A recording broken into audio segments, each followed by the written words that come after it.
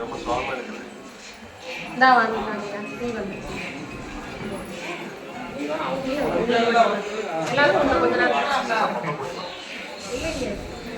ஐயா கொஞ்சம் இப்படி வாங்க, இங்கே வாங்க. தொடர்ந்து பாராயணம். வெற்றிவேல் முருகனுக்கு துதிப்போர்க்கு வல்வினை போம் துன்பம் போம் நெஞ்சில் பதிப்போர்க்கு செல்வம் படித்து ஹரித்தோங்கும் நிசையும் கை கோடும் நிமலருள் கந்த சஷ்டி கவசங்களை